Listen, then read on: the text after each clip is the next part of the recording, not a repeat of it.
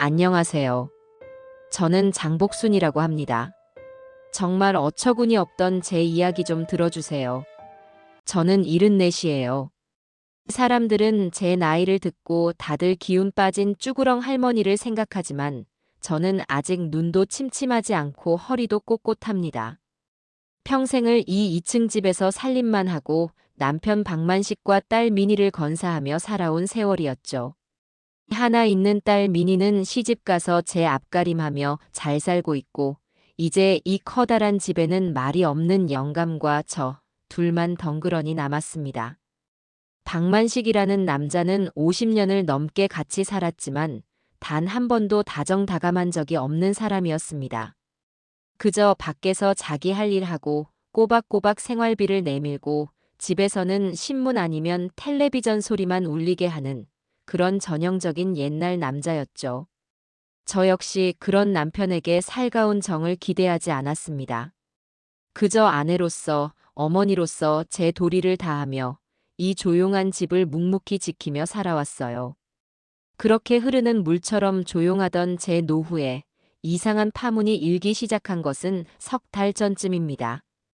평생 집이 제일 편하다며 소파와 한몸이 되어 지내던 영감, 박만식이 아침 외출을 선언하면서부터였죠. 여보, 나장에 좀 다녀오겠네. 어느 날 아침 밥을 먹자마자 그가 툭 던진 말이었습니다. 늘 그렇듯 신문에서 눈도 떼지 않은 채였죠. 저는 너무 놀라 숭늉 그릇을 내려놓았습니다. 시장이요? 시장에 뭐 사러 가게요? 필요한 거 있으면 저한테 말을 하지. 제가 되물었더니 영감은 그제야 신문 너머로 저를 힐끗 보며 대답하더군요. 아니, 그냥 구경 삼아. 미니도 나가고 집에만 있으니 답답해서. 사람 사는 것도 좀 보고 바람도 쐬고 그러지. 70평생 답답하다는 말을 입에 담은 적도 없던 양반이었습니다. 시끄러운 건 딱 질색이라며 명절에도 손주들이 조금만 떠들면 방으로 들어가 버리던 사람이 사람 사는 구경이라니요. 저는 그저 나이가 드니 사람이 변하나 싶어 그러시든가요 하고 말았습니다. 그렇게 시작된 남편의 아침 장 구경은 정말 하루도 빠지지 않고 이어졌습니다. 처음 한두 번은 웬일인가 노인네가 드디어 활력이라도 찾았나 싶어 좋게 생각하려고 애썼어요. 하지만 이상한 점은 곧 제 눈에 보이기 시작했습니다. 구경하러 간다는 사람이 아침 8시만 되면 어김없이 욕실에서 한참을 꾸미고 나갔습니다. 평생 비누 하나면 다 된다던 사람이 제가 쓰는 폼 클렌징까지 몰래 쓰는 것 같았죠. 제가 혼수로 해온 낡은 자개장을 열고는 몇 년간 명절 때나 입던 제일 좋은 회색 재킷을 꺼내 입더군요. 심지어 머리에는 스프레이까지 반질반질하게 뿌리고요. 그리고 결정적으로 짙은 스킨 향이었습니다. 그가 현관을 나설 때마다 10년은 묵은 독한 남자 스킨 냄새가 거실까지 흘러들어왔습니다. 몇 년 전 미니가 아버지 쓰라고 사다 준 비싼 향수 겸용 스킨이었는데 영감은 냄새가 독해서 머리 아프다고 딱 한 번 쓰고는 욕실 구석에 처박아둔 바로 그것이었습니다.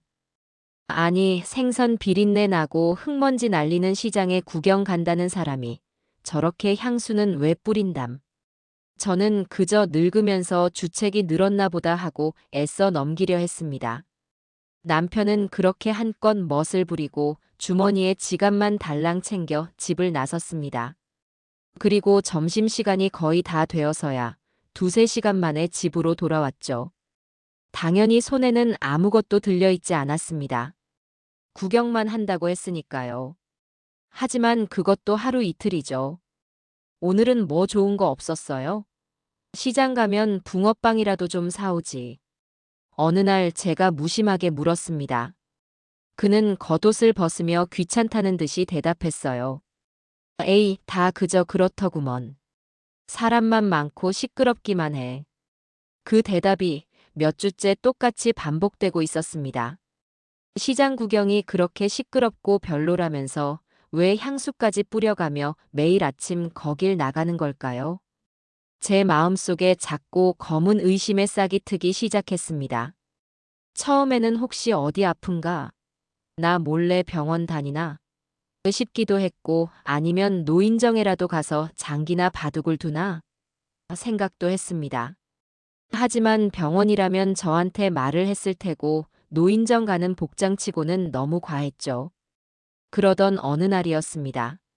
마침 집에 콩나물도 똑 떨어지고 저녁에 끓일 김치찌개 고기도 사야 해서 제가 직접 시장에 나갈 채비를 했습니다. 영감은 이미 2시간 전에 장에 구경 간다며 어김없이 스킨 냄새를 풀풀 풍기고 집을 나선 뒤였죠. 저는 제 낡은 장바구니를 챙겨들고 현관을 나섰습니다. 오랜만에 나선 10월의 재래시장은 활기가 넘쳤습니다. 콩나물 1,000원어치. 골라 담아. 오늘 생선 다 떨이. 여기저기서 외치는 소리가 정겨웠죠. 영감이 말한 사람 사는 구경이라는 게 이런 거라면 확실히 활기차긴 하네요. 저는 곧장 20년을 넘게 다닌 단골 정육점으로 향했습니다. 사장님 나왔어요. 오늘 고기 좋은가? 20년 넘게 한자리에서 장사한 정육점 김 사장은 저를 반갑게 맞아주었습니다. 아이고 사모님, 오래간만이시네. 오늘 돼지 앞다리살이 기가 막혀요. 찌개 끓이시게 좀 드릴까? 좋죠. 그걸로 한 금만 줘요. 넉넉하게. 고기를 숭덩숭덩 써는 김 사장에게 저는 문득 생각나서 한마디 툭 던졌습니다. 제 마음속 의심을 확인해 보고 싶었죠. 참, 사장님. 요새 우리 영감 아침마다 장터 돈다는데 혹시 봤소? 매일 구경 온다던데. 아침마다 멋을 어찌나 내고 오는지 몰라. 김 사장이 고기를 썰던 칼을 멈추고 저를 멀뚱히 쳐다봤어요. 박씨요? 박만식 씨 그 양반 말입니까? 그래요. 매일 아침마다 온다길래. 혹시 마주쳤나 해서. 김 사장은 고개를 갸웃하며 말했습니다. 박씨? 아이고 사모님. 그 양반 요새 통 안 보이던데? 예전에 돼지 껍데기 사러 몇 번 오시더니 뜸한 지가 오래됐어. 어휴, 내가 기억하기로 지난 봄에 보고 못 봤나? 아침마다요? 에이, 그럴 리가. 이 시간에 나오시면 나를 무조건 보고 가실 텐데. 내가 이 길목을 지키고 있는데. 쿵. 심장이 바닥으로 떨어지는 것 같았습니다. 머리가 어질했죠. 아, 그래요? 길이 엇갈렸나 보네. 워낙 넓어야지. 저는 애써 웃으며 고기를 받아들었습니다. 하지만 손이 미세하게 떨리는 건 어쩔 수 없었어요. 몇 달은 된 것 같다. 그럼 그동안 박만식은 매일 아침 어디를 갔던 걸까요? 저는 애써 불안감을 누르며 바로 옆에 있는 채소 가게로 향했습니다. 이곳은 30년을 다닌 곳이죠. 할머니, 콩나물이랑 두부 좀 주세요. 콩나물을 다듬던 채소 가게 이 할머니에게도 제가 물었습니다. 혹시 정육점 사장이 잘못 봤을 수도 있으니까요. 할머니, 혹시 우리 남편 못 봤어요? 회색 재킷 입고 다니는 박씨 말이에요. 매일 아침에 시장 구경 온다는데. 이 할머니는 제 말에 고개도 안 들고 대답했어요. 누구, 박씨? 그 양반이 여길 왜 와? 장은 사모님이 다 보시는데. 못 봤어, 나는. 이 할미가 여기서 아침 6시부터 저녁까지 죽치고 있는데 박씨는 본 기억이 없네. 확실해졌습니다. 남편은 시장에 오지 않았습니다. 저는 콩나물과 두부가 담긴 장바구니를 들고 집으로 돌아오는 내내 그럼 도대체 어디를 가는 걸까 하는 생각에 아무것도 할 수가 없었어요. 손에 들린 장바구니가 천근만근 무겁게 느껴졌습니다. 그날 저녁 저는 아무 일도 없다는 듯이 저녁을 차렸습니다. 정육점에서 사온 앞다리살로 얼큰하게 김치찌개를 끓였죠. 박만식은 여느 때처럼 텔레비전에서 하는 시끄러운 연속극을 보며 밥을 먹기 시작했습니다. 밥을 한술 뜨던 그가 말했어요. 오, 오늘 찌개 맛있네. 고기 좋은 거 썼구먼. 저는 밥을 깨작거리며 그를 지켜봤습니다. 아침에 풍기던 향수 냄새는 다 날아갔지만 아침에 입고 나간 말쑥한 재킷은 여전히 그대로였죠. 저는 숟가락을 내려놓고 밥상 너머의 남편을 바라봤습니다. 제 심장이 쿵쿵 뛰었습니다. 이제 마지막 확인만 남았습니다. 저는 텔레비전 소리가 잠시 멎는 틈을 타 아주 태연한 목소리로 말했어요. 여보. 응, 왜? 그는 여전히 텔레비전에 눈을 고정한 채였습니다. 오늘 내가 시장에 갔었거든요. 당신 말대로 구경할 것도 많고 좋더군요. 근데 생선 가게에 고등어가 아주 싱싱하고 좋던데. 당신은 못 봤어요? 아침에 구경 갔다면서. 이건 명백한 덫이었습니다. 오늘 생선 가게 좌판은 태풍 때문에 거의 비어 있었거든요. 고등어는커녕 갈치 한 마리도 없었습니다. 정육점 김 사장이 오늘 생선은 다 꽝이야. 꽝이라고 말하는 것까지 들었습니다. 만약 그가 못 봤다거나 생선 쪽은 안 갔다고 하면 100번 양보해서 다른 시장을 갔다고 둘러댈 수도 있겠죠. 하지만 박만식은 찌개를 한 숟갈 더 뜨며 텔레비전 연속극에서 눈을 떼지도 않고 무심하게, 아주 무심하게 대답했습니다. 아, 고등어. 봤지. 실하더구먼. 근데 집에 생선도 있고 해서 그냥 안 샀어. 온몸에 피가 차갑게 식는 기분이었습니다. 이 영감이 지금 내 눈을 보고 거짓말을 하고 있습니다. 그것도 아주 태연하게, 1초의 망설임도 없이 말이죠. 저는 마른 침을 삼키고 마지막 확인 사살을 했습니다. 그래요? 나는 채소 가게 쪽만 돌았는데. 그럼 당신은 생선 가게 쪽으로 돌았나 보네요? 그러자 그가 숟가락질을 멈추고는 저를 힐끗 보며 말했습니다. 아니, 난 오늘 채소 쪽만 쭉 돌다 왔지. 생선은 멀리서 보기만 했어. 채소 가게 이 할머니도 당신을 못 봤다고 했는데. 정육점 김 사장도 당신을 못 봤다고 했는데. 이 영감은 자기가 하지도 않은 행동을 같다고 둘러대고 봤다고 거짓말을 하고 있었습니다. 몇 달 동안 매일 아침 나를 속이고 다른 곳을 갔다는 그 끔찍한 진실이 식어버린 밥상머리에서 안개처럼 피어올랐습니다. 50년을 함께 산 남편에 대한 믿음이 산산조각 나는 소리가 들렸습니다. 저는 그 순간 확신했어요. 이 영감, 바람이 났구나. 저는 더 이상 묻지 않았어요. 밥상머리에서 엎어버리고 싶은 것을 꾹 참았습니다. 그저 그랬구나 하고 밥을 마저 먹는 척했죠. 영감은 아무것도 모른 채 여전히 텔레비전 속 연속극을 보며 낄낄대고 있었습니다. 저 파렴치한 인간. 제 심장은 얼음장처럼 차가워졌지만 머릿속은 오히려 뜨겁게 달아오르기 시작했습니다.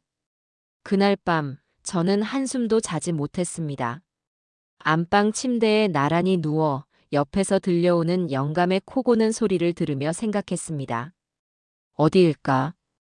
도대체 매일 아침 그 향수를 뿌리고 찾아가는 곳이 어디일까? 시장이 아니라면 그는 어디로 가는 걸까요?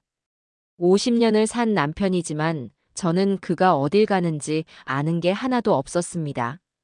그는 늘 알 거 없다는 사람이었고 저는 알려고 하지 않는 아내였으니까요. 내일은 반드시 내 눈으로 확인해야겠다.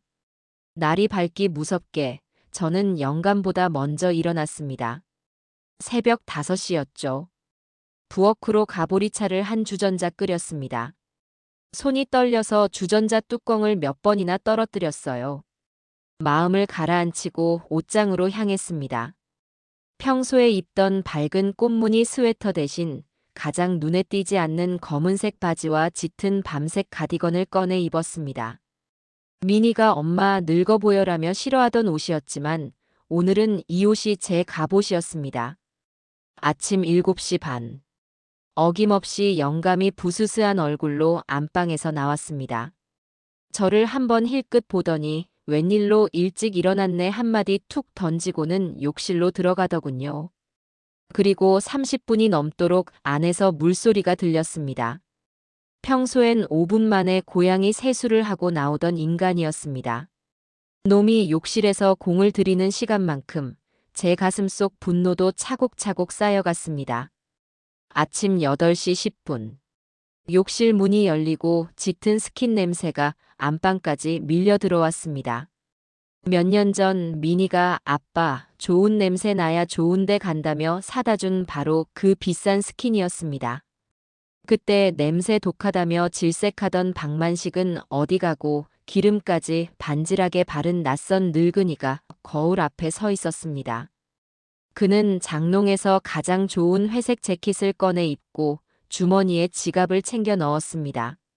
나장에 구경 좀 다녀오겠네. 저는 대답하지 않았습니다. 그는 제 침묵을 눈치채지 못한 건지 아니면 무시한 건지 늘 그렇듯 현관으로 향했습니다. 다녀오세요. 그가 현관문을 닫고 나가는 소리가 들리자마자 저는 미리 챙겨둔 스카프로 얼굴을 반쯤 가리고 운동화를 꿰어 신었습니다. 심장이 미친 듯이 뛰기 시작했어요. 내가 지금 뭐 하는 짓인가? 50년을 산 남편을 미행하다니. 잠깐 망설였지만 텔레비전 옆에 놓인 오늘의 고등어가 떠올랐습니다. 아니, 이대로 바보처럼 속고 살 수는 없었어요. 현관문을 조용히 열고 나갔습니다. 1층까지 계단을 뛰어내려가 아파트 현관 유리문 뒤에 숨었습니다. 영감은 저만치 앞서 걸어가고 있었습니다. 늘 입던 후줄근한 잠바 차림이 아닌 비싼 재킷을 입은 뒷모습이 오늘따라 유난히 낯설었습니다. 저는 50m쯤 거리를 두고 그의 뒤를 밟기 시작했습니다. 다행히 아침 출근 시간이라 길에는 사람들이 제법 있었습니다. 저는 다른 행인들 사이에 몸을 숨기며 전봇대 뒤에 숨기도 하고 문 연 가게의 차양막 아래에 서 있기도 하면서 필사적으로 그를 쫓았습니다. 심장이 입 밖으로 튀어나올 것 같았죠. 만약 들키면 어떡하지? 저 인간이 날 보면 뭐라고 할까? 하지만 박만식은 단 한 번도 뒤를 돌아보지 않았습니다. 아주 당당하고 심지어 발걸음조차 가벼워 보였어요. 그는 분명 시장 방향으로 걷고 있었습니다. 제 단골 정육점과 채소 가게가 있는 제가 50년간 다녔던 바로 그 재래시장 말입니다. 제 마음속 한편에서는 그래, 어쩌면 내가 오해한 걸 거야. 그냥 다른 상인들 눈에 안 띄었을 뿐이겠지. 오늘은 정말 시장 안을 구경할지도 몰라. 하는 바보 같은 희망이 피어올랐습니다. 하지만 그 희망은 시장 입구에 커다란 아케이드가 보이는 사거리에서 산산조각 났습니다. 시장은 직진이었습니다. 하지만 박만식은 그 사거리에서 1초의 망설임도 없이 우회전을 했습니다. 시장과는 완전히 반대 방향, 새로 건물이 들어서고 있는 신도시 상가 쪽이었습니다. 제 발이 그 자리에 얼어붙는 것 같았습니다. 아니구나. 시장이 아니었어. 저는 이를 악물고 그의 뒤를 다시 쫓았습니다. 그는 시장통의 왁자지껄함이 아닌 유리창으로 번쩍거리는 새 건물들 사이로 걸어 들어갔습니다. 그곳은 제가 평생 와본 적 없는 낯설고 차가운 동네였어요. 높은 건물들에는 증권, 투자, 법률사무소 같은 저와는 아무 상관없는 간판들만 가득했습니다. 도대체 이런 곳에 왜? 그는 저보다 훨씬 이 길에 익숙해 보였습니다. 행인들의 어깨를 요리조리 피하며 아주 자신감 있는 걸음걸이로 걷더군요. 그리고 마침내 가장 크고 번쩍이는 한 오피스텔 건물 앞에서 걸음을 멈췄습니다. 1층에는 번듯한 은행과 약국이 있는 20층은 좋게 넘어 보이는 새 건물이었습니다. 저는 길 건너편 버스 정류장 광고판 뒤에 몸을 숨겼습니다. 박만식은 주위를 한번 휙 둘러보더니 이내 건물의 공동 현관으로 다가가더군요. 저는 심장이 멎는 줄 알았습니다. 그리고는 아주 익숙하게 비밀번호 4자리를 삑삑삑삑 눌렀습니다. 유리문이 스르르 열리고 그는 그 안으로 사라졌습니다. 저는 그 자리에 망부석처럼 서 있었습니다. 오피스텔. 그 단어가 제 머리를 세게 내리쳤습니다. 시장 구경? 바람 쐬러? 아니었습니다. 그는 매일 아침 향수를 뿌리고 가장 좋은 옷을 입고 이 오피스텔로 출근을 하고 있었던 겁니다. 도대체 저 안에서 무슨 짓을 하고 있는 걸까요? 노름? 아니면 설마. 저는 차마 다음 상상을 이어갈 수가 없었습니다. 바람이 휑하니 불어왔습니다. 아침 9시 수많은 사람이 오가는 길 한복판에 저 혼자 버려진 기분이었습니다. 저는 길 건너편에서 얼마나 오래 서 있었는지 모릅니다. 다리가 아파왔지만 집으로 돌아갈 수가 없었어요. 저 문이 다시 열리고 박만식이 나오기를 기다려야 했습니다. 하지만 저 건물 로비는 너무 훤히 트여 있어서 제가 계속 서성이면 경비원 눈에 띌 게 뻔했습니다. 마침 길 건너편에 빵집 겸 카페가 하나 있더군요. 팔이 뭐라고 적힌 간판이었습니다. 저는 평생 저런 곳에 들어가 본 적이 없지만 오늘은 어쩔 수 없었죠. 유리문을 밀고 들어갔습니다. 젊은 아가씨들이 풍기는 달콤한 빵 냄새와 커피 향이 제 속을 더 울렁거리게 만들었습니다. 저 따뜻한 거 아무거나 한 잔 주세요. 아메리카노 드릴까요? 네, 그걸로 줘요. 얼마인지도 모르는 커피 한 잔을 받아들고 저는 오피스텔 건물이 정면으로 보이는 창가 자리에 앉았습니다. 낯선 음악 소리가 시끄럽게 울렸죠. 저는 커피는 입에도 대지 않고 유리창 너머에 저주받을 오피스텔 입구만 노려봤습니다. 시간이 지옥처럼 흘러갔습니다. 9시 반, 10시, 10시 반. 도대체 저 안에서 뭘 하는 걸까? 저기서 점심까지 먹는 걸까? 혹시 나 몰래 사무실이라도 차린 걸까? 별의별 생각이 다 들었습니다. 하지만 투자나 사무실 같은 단어는 아침마다 뿌리던 그 독한 스킨 향과 도무지 어울리지가 않았어요. 10시 50분. 드디어 오피스텔의 유리문이 다시 열렸습니다. 제 심장이 멎는 줄 알았어요. 박만식이었습니다. 그런데 혼자가 아니었습니다. 어떤 여자와 함께였습니다. 50대쯤으로 보이는 아주 화려하고 세련되게 차려입은 여자였습니다. 제 눈에는 보랏빛 코트가 유난히 번쩍거리는 것 같았죠. 그 여자는 박만식의 팔에 자연스럽게 팔짱을 끼고 있었고 두 사람은 뭐가 그리 즐거운지 환하게 웃고 있었습니다. 저는 제 눈을 의심했습니다. 박만식. 50년을 산 내 남편. 그가 저렇게 환하게 웃는 사람이었던가요? 미니가 재롱을 부릴 때도 사위를 처음 봤을 때도 그저 허허 웃기만 하던 양반이었습니다. 그런데 저 여자 옆에서는 20살 청년처럼 입이 찢어져라 웃고 있었습니다.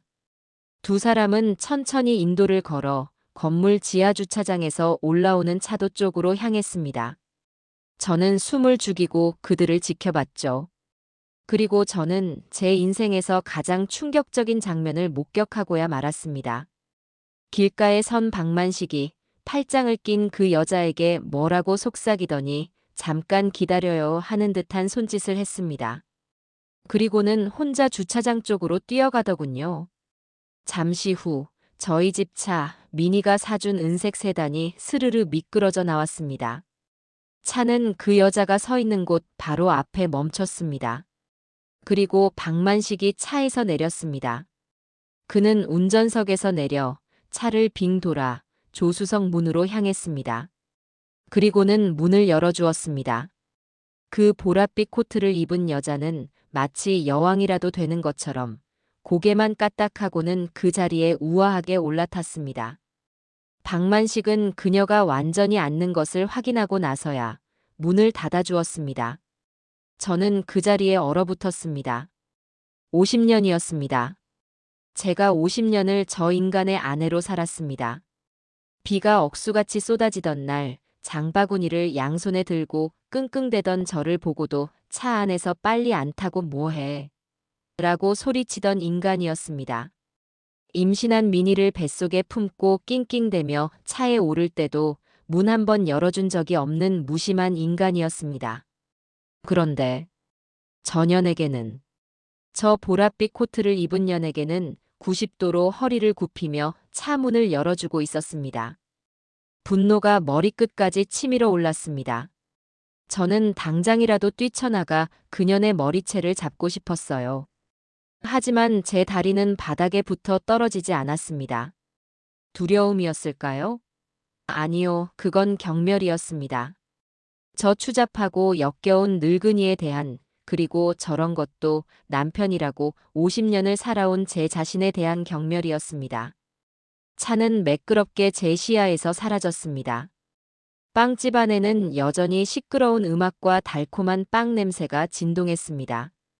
저는 손에 든 커피잔을 내려다봤습니다. 이미 싸늘하게 식어버린 커피 위로 제 눈물이 뚝뚝 떨어졌습니다. 얼마나 울었는지 모릅니다. 한참을 울고 나니 분노가 다시 치밀어 올랐습니다. 전현이 누군지 알아야겠다. 저는 빵집을 나와 무단횡단을 해서 오피스텔 건물로 뛰어들어갔습니다. 마침 다른 입주민이 들어가길래 문이 닫히기 전에 잽싸게 몸을 밀어 넣었습니다. 로비는 조용하고 차가웠습니다. 저는 곧장 우편함이 모여있는 곳으로 향했습니다. 심장이 다시 뛰기 시작했죠. 아까 박만식이 저 여자와 함께 나온 것을 보면 분명 엘리베이터를 탔을 겁니다. 하지만 몇 호인지 알 수가 없었어요. 우편함을 하나하나 훑어보기 시작했습니다.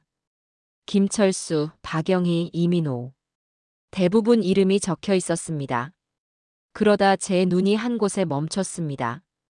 1504호. 다른 우편함과 달리 이름이 적혀 있지 않았습니다. 비어 있는 걸까요? 아니었습니다. 우편함 투입구에 하얀색 관리비 고지서가 반쯤 뒤 꽂혀 있었습니다. 제 손이 부들부들 떨렸습니다. 주위에 아무도 없는 것을 확인하고 저는 그 고지서를 확 잡아 뺐습니다. 1504호 세대주 귀하. 그리고 그 밑에 선명하게 찍힌 이름이 있었습니다. 오정심, 오정심, 오정심. 저는 그 이름을 미친 사람처럼 중얼거렸습니다. 제 남편이 매일 아침 향수를 뿌리고 달려왔던 곳, 제 평생의 세월을 무참히 짓밟으며 차 문을 열어주던 그 여자의 이름이었습니다. 1504호의 오정심. 저는 그 고지서를 주먹에 꽉 쥔 채 비틀거리며 오피스텔을 빠져나왔습니다. 이제 전쟁이 시작된 겁니다. 집으로 돌아오는 버스 안에서 저는 손에 쥔 오정심 이름 석자가 박힌 고지서를 뚫어져라 쳐다봤습니다. 창밖의 풍경은 눈에 들어오지 않았어요. 머릿속에는 오직 보랏빛 코트를 입고 웃던 그 여자의 얼굴과 비굴하게 차 문을 열어주던 박만식의 뒷모습만 떠다녔습니다. 오정심. 1504호. 집에 도착하자마자 저는 현관문을 잠그고 안방으로 뛰어들어갔습니다. 제 심장은 아까보다 더 세차게 뛰고 있었어요. 이제는 슬픔이나 배신감이 아니었습니다. 그건 확인에 대한 갈망이었습니다. 저것들이 내 돈을 얼마나 빼돌렸는지 내 눈으로 똑똑히 확인해야 했습니다. 저는 안방 장롱 깊숙한 곳, 제 혼수 이불 밑에 숨겨두었던 비단 주머니를 꺼냈습니다.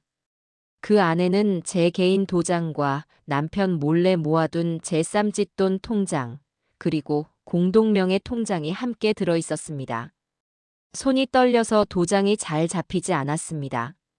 저는 겉옷도 벗지 못한 채 통장과 도장, 그리고 제 신분증을 들고 다시 집을 나섰습니다. 아까 그 오피스텔 근처에 있던 은행, 박만식이 그 여자와 함께 차를 타고 사라졌던 그 거리의 은행으로 향했습니다. 은행은 점심시간이 막 지난 때라 한산했습니다. 저는 번호표를 뽑고 억지로 숨을 골랐죠. 장복순, 침착해. 여기서 쓰러지면 안 돼. 저것들을 잡으려면 정신 차려야 해. 34번 고객님. 창구로 다가가 저는 일부러 아주 차분한 목소리로 말했습니다. 통장 정리를 좀 하려고요. 이 두 개 계좌, 최근 6개월간 거래 내역을 전부 뽑아주세요. 젊은 은행 직원이 제 통장 2개를 받아들고는 기계에 넣었습니다. 드르륵, 드르륵. 통장이 정리되는 소리가 제 심장을 쪼개는 것 같았습니다. 먼저 제 쌈짓돈 통장이 나왔습니다. 이 통장은 제 친정 어머니가 돌아가시면서 딸 고생한다며 쥐어주신 돈과 미니 시집 보내고 남은 돈을 제가 평생 아껴가며 모은 박만식은 존재조차 모르는 제 마지막 비상금이었습니다. 5천만 원이 넘는 돈이었죠. 그런데 통장을 받아든 제 눈에 믿을 수 없는 숫자가 찍혀 있었습니다. 잔액 3만 4천 원. 이게 어떻게 된 거예요? 저도 모르게 소리가 터져 나왔습니다. 은행 직원이 깜짝 놀라 저를 쳐다봤죠. 네, 고객님. 여기 있던 돈. 5천만 원이 넘는 내 돈이 다 어디 갔어요? 잠깐만요, 고객님. 진정하시고 내역을 확인해 보겠습니다. 직원이 컴퓨터로 무언가를 한참 두드리더니 조심스럽게 입을 열었습니다. 고객님, 여기 3달 전부터 매주 금요일마다 500만 원씩 총 10번에 걸쳐 5천만 원이 오정심이라는 분에게 계좌 이체되었는데요. 그리고 마지막에 300만 원이 추가로. 오정심이요?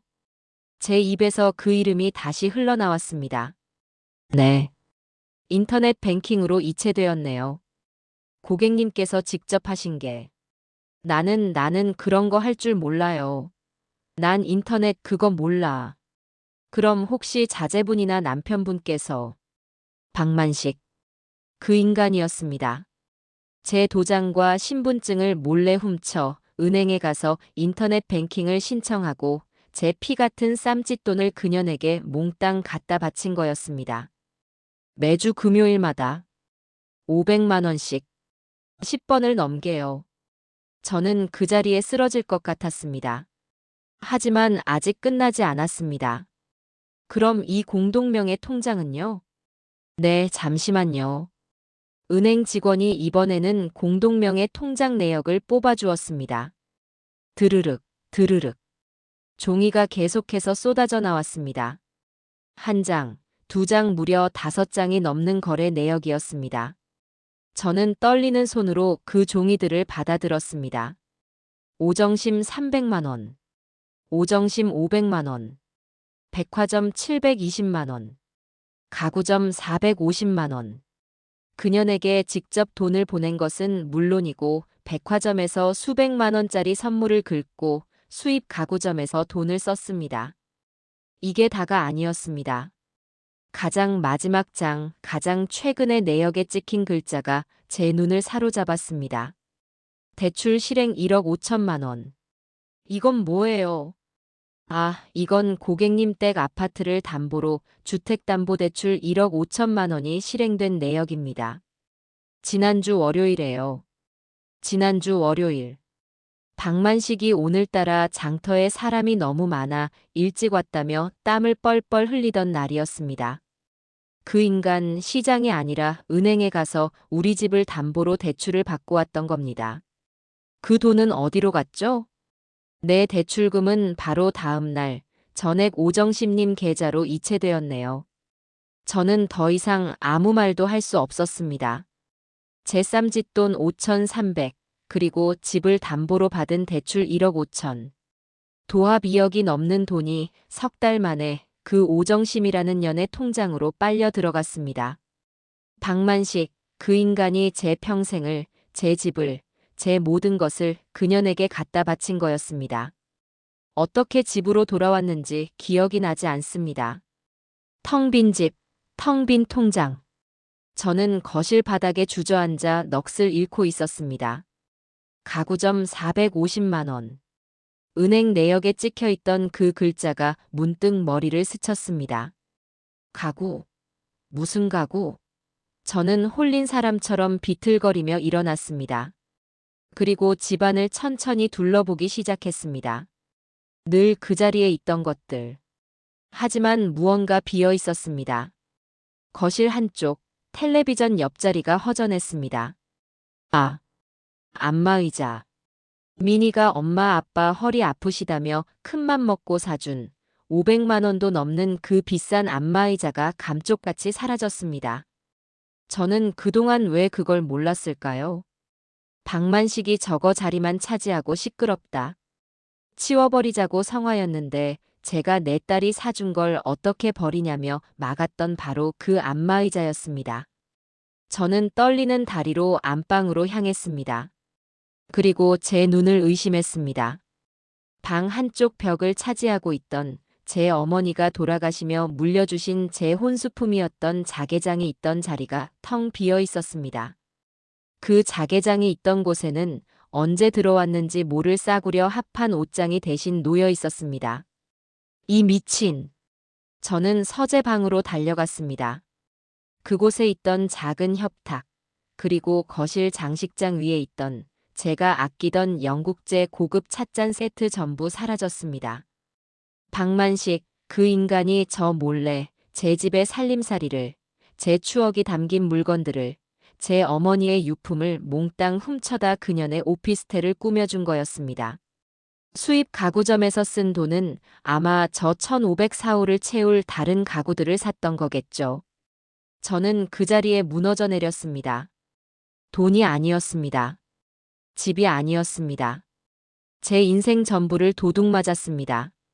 50년간 믿어왔던 남편이라는 존재가 사실은 제 등 뒤에서 칼을 꽂고 제 살림을 빼돌리던 추악한 도둑놈이었습니다.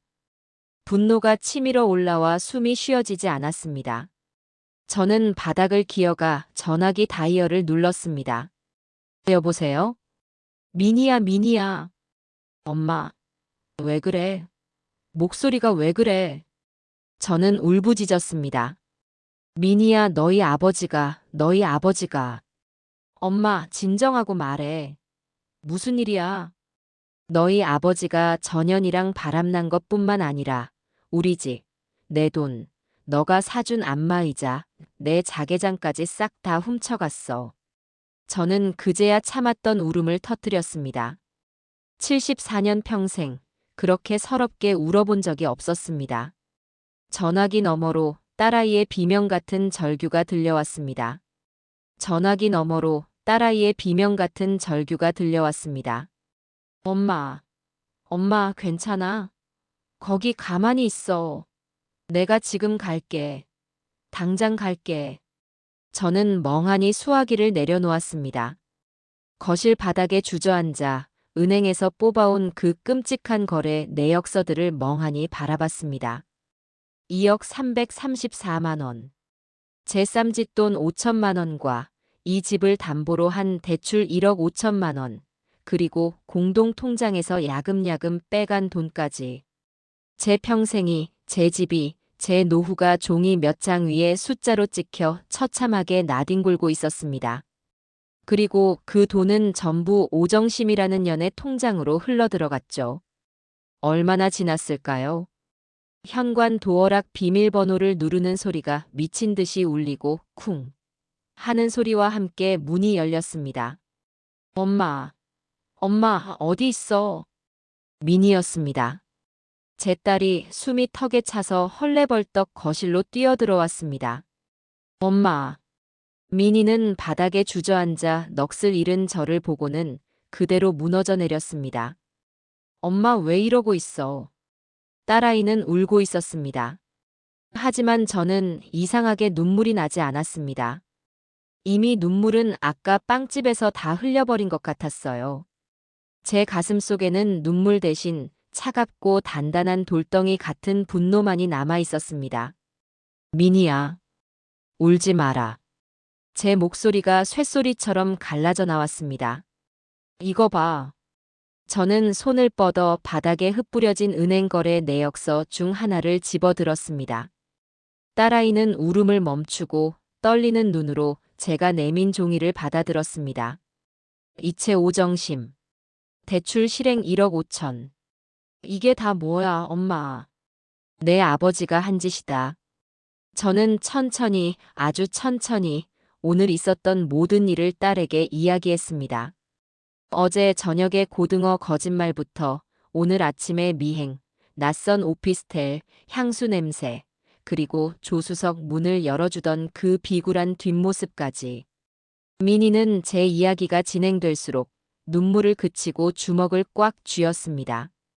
그 아이는 저를 닮아 슬픔이 극에 달하면 분노로 바뀌는 아이였습니다. 그리고 이것도. 저는 딸의 손을 잡고 일으켜 세웠습니다. 그리고 거실의 텅 빈 공간, 안마의자가 사라진 자리를 가리켰습니다. 내가 사준 안마의자 없어졌다. 뭐? 안방으로 가봐라.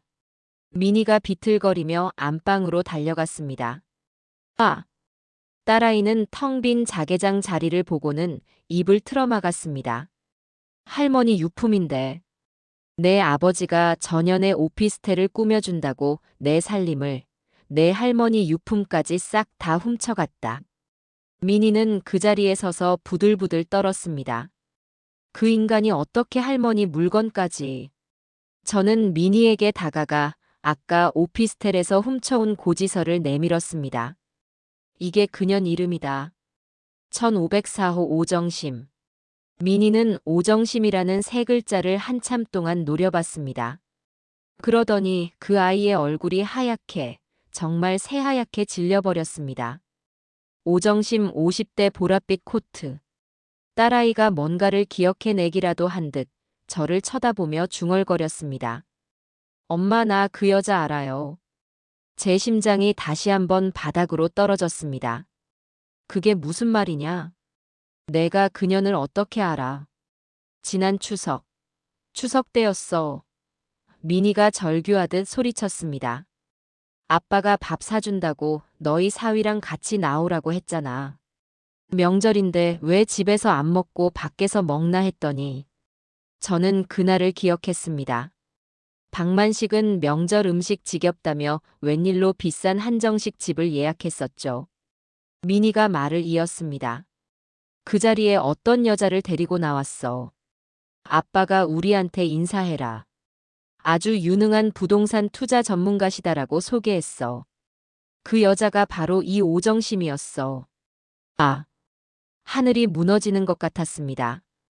그 인간이 제 딸과 사위가 있는 자리에 감히 그 상간년을 데리고 나왔단 말입니다. 그 여자가 아빠한테 계속 회장님 거리면서 아양을 떨었어. 나는 그때 그냥 아빠가 어디서 사기당하는 줄 알았어.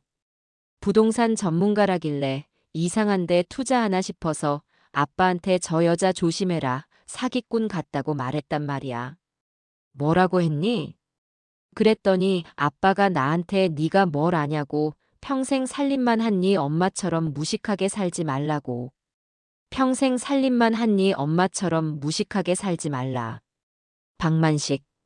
그 인간이 제 딸 앞에서 저를 그렇게 모욕했습니다. 저는 피가 거꾸로 솟는 것을 느꼈습니다. 그때 내가 엄마한테 그게 무슨 말이냐고 화를 냈더니 그 오정심이라는 년이 웃으면서 아이고 따님이 효녀시네. 사모님은 복 받으셨어요라고. 그년의 입에서 사모님 소리가 나왔다니. 저는 이가 갈렸습니다. 그녀는 이미 제 존재를 알고 제 딸 앞에서 저를 조롱하고 있었던 겁니다. 엄마. 미니가 제 앞에 무너져 내렸습니다. 내가 그때 그걸 몰랐어. 그게 상간년인 줄도 모르고 내가. 아니다. 저는 우는 딸의 어깨를 단단히 붙잡았습니다. 울지 마라, 미니야. 이제부터 우는 건 우리가 아니라 그년 놈들이 될 거다. 제 목소리는 얼음장처럼 차가웠습니다. 엄마. 미니야. 넌 엄마 편이지. 당연하지. 당연히 엄마 편이지. 좋다. 그럼 지금부터 변호사, 대한민국에서 제일 독하고 악랄한 놈으로 알아봐라. 알아볼게.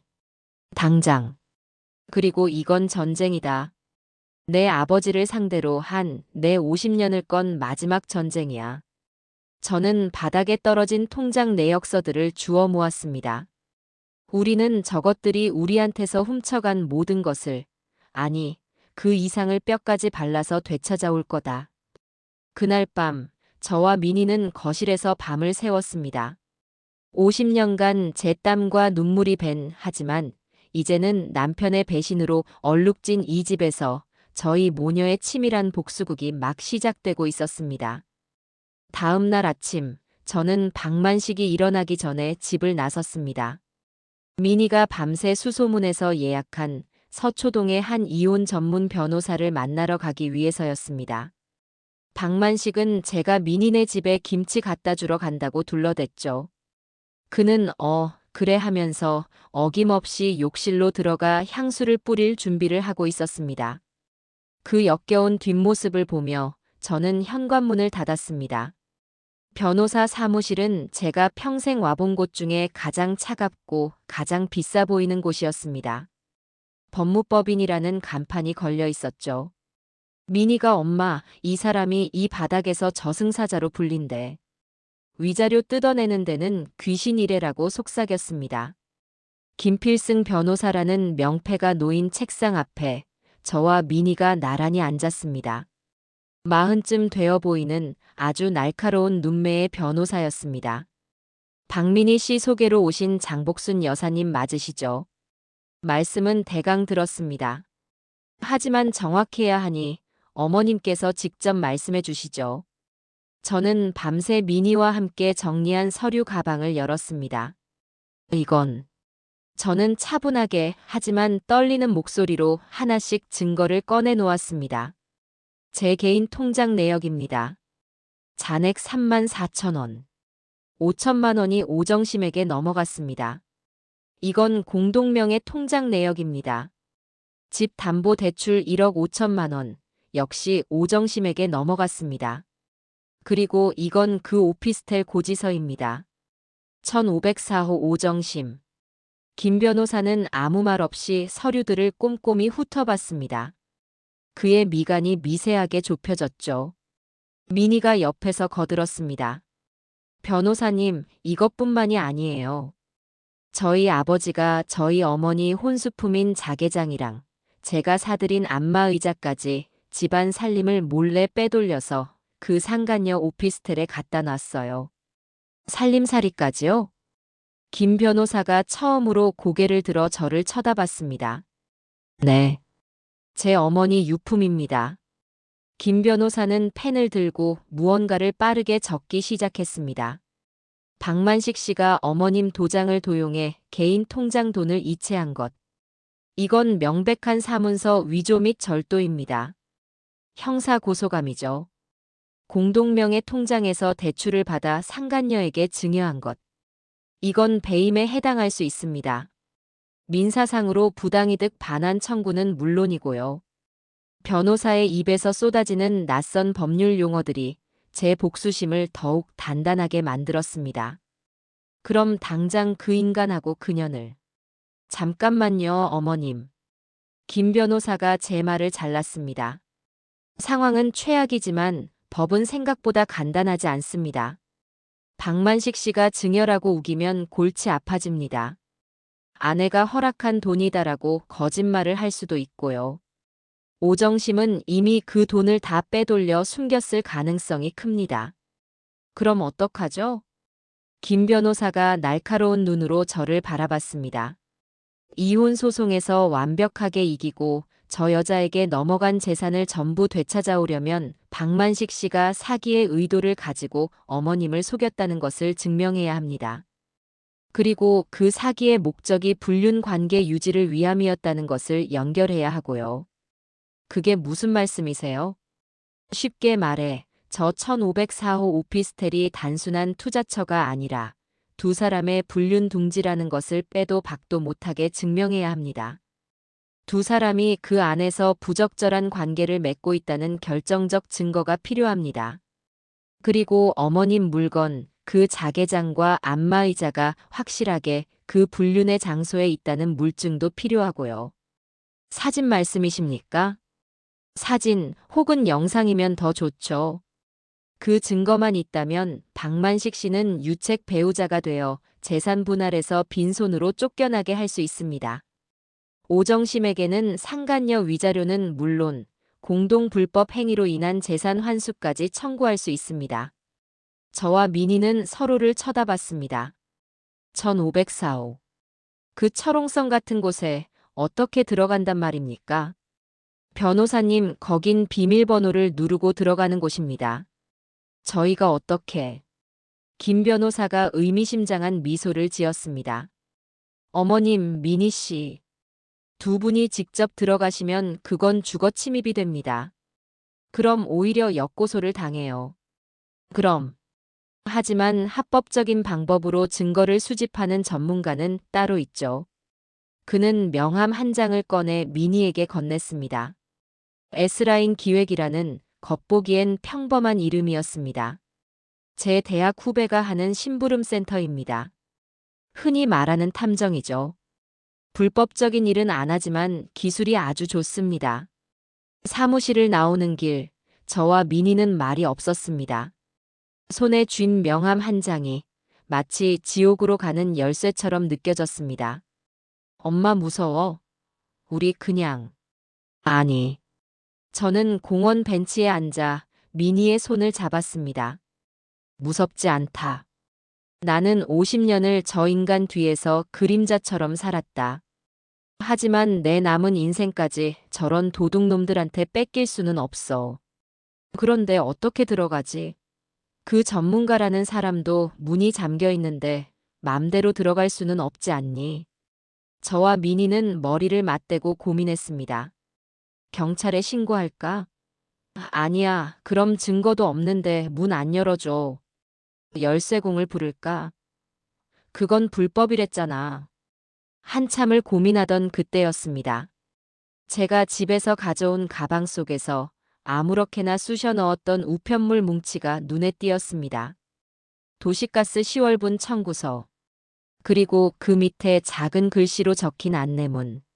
안내 10월 15일에서 20일 전기가스 안전점검 실시. 순간 제 머릿속에서 뭔가 번쩍했습니다. 미니야. 응. 왜 엄마? 지난달인가 내 아버지가 집에서 투덜대는 소리를 들었다. 무슨 소리? 그 오피스텔은 무슨 놈의 점검이 그리 잦으냐고. 가스 점검이다, 소방 점검이다, 귀찮게 한다고. 미니의 눈이 커졌습니다. 엄마, 그거야. 정기 점검. 그래. 점검원이라는데 문 안 열어줄 놈이 어디 있겠니? 특히나 가스라는데. 하지만 진짜 점검원이 가면 어떡해? 아니지. 저는 미니의 손에 들린 S라인 기획 명함을 가리켰습니다. 우리가 가짜 점검원을 보내는 거다. 그 순간 저와 미니는 서로의 얼굴을 바라보며 차갑게 웃었습니다. 드디어 반격의 실마리가 보이기 시작했습니다. 그날부터 저와 미니는 치밀하게 디데이를 계획했습니다. 먼저 미니가 S라인 기획에 연락을 했죠. 김 변호사의 소개로 연락했다고 하니 실장이라는 자가 다음 날 바로 저희 집 근처 찻집으로 나왔습니다. 아주 덩치는 산만한데 말투는 간호사처럼 조곤조곤하더군요. 사모님, 따님. 김 변호사님께 말씀은 들었습니다. 1504호 내부의 증거가 필요하시다는 거죠? 네. 그런데 불법은 안 된다고. 물론입니다. 실장이 웃었습니다. 저희는 기술자입니다. 문을 부수거나 하지 않아요. 다만 점검을 좀 할 겁니다. 미니가 가스 점검이라고 말하자 실장은 아주 좋은 생각이십니다라며 무릎을 쳤습니다. 그럼 저희가 도시가스 점검원 복장이랑 신분증, 점검표까지 완벽하게 준비하겠습니다.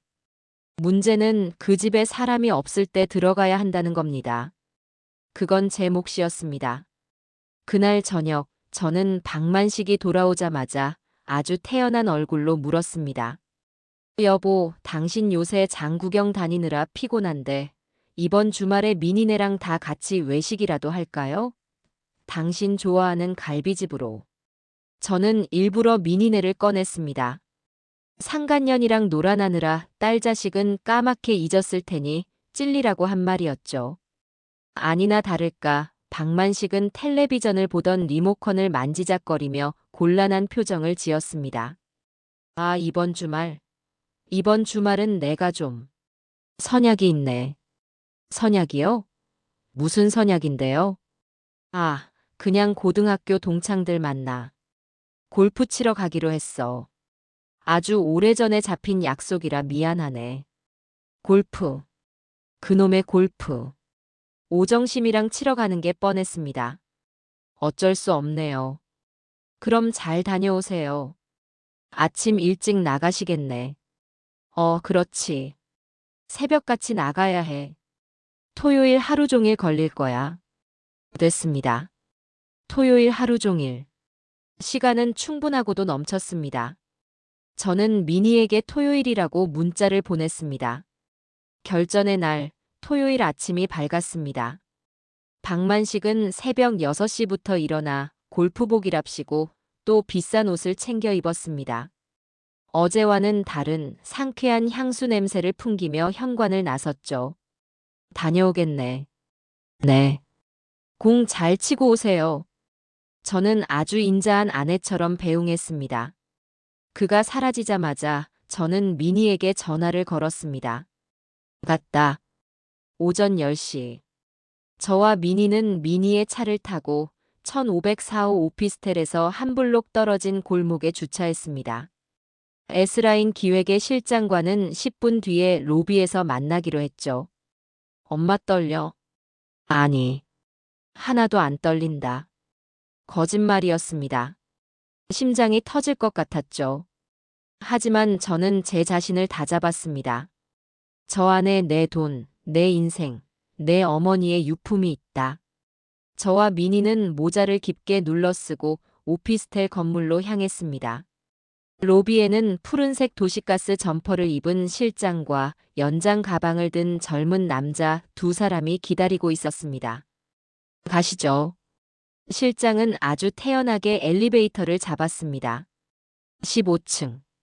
띵 소리와 함께 문이 열리고 저희는 1504호 문 앞에 섰습니다. 잠시만 기다리시죠. 실장이 초인종을 눌렀습니다. 딩동. 아무 소리도 없었습니다. 한 번 더. 딩동. 역시 조용했습니다. 두 분 다 골프 치러 가신 게 확실합니다. 실장이 씩 웃더니 연장 가방을 든 젊은 남자에게 눈짓했습니다. 남자는 가방에서 작은 쇠붙이 몇 개를 꺼내더니 1504호의 최신식 도어락 앞에 쪼그려 앉았습니다. 저는 그저 침만 삼켰죠. 딸칵, 틱틱. 몇 번의 소리가 나더니 띠리리링 하는 경쾌한 소리와 함께 문이 열렸습니다. 30분입니다. 저희는 카메라 설치하고 두 분은 필요한 증거만 빨리 찾으십시오. 실장의 말과 함께 저와 미니는 1504호 안으로 들어갔습니다. 그리고 저는 숨이 멎는 줄 알았습니다. 문 바로 앞에는 며칠 전 제 집 거실에서 사라졌던 미니가 사준 안마의자가 버젓이 놓여 있었습니다. 미니가 입을 틀어막았습니다. 안으로 들어갈수록 그 광경은 더 처참했습니다. 거실 한쪽 벽면에는 텔레비전이 걸려 있었고 그 밑에는 제가 시집 올 때 해온 고급 찻잔 세트가 장식장 안에 진열되어 있었습니다. 저 미친. 미니가 욕을 내뱉었습니다. 그리고 침실 문을 열었습니다. 저는 그 자리에 주저앉을 뻔했습니다. 방 한가운데 가장 좋은 자리에 제 어머니의 유품, 제가 50년간 매일 닦고 쓸었던 그 자개장이 놓여 있었습니다. 윤기가 반질반질하게 흐르는 채로 말입니다.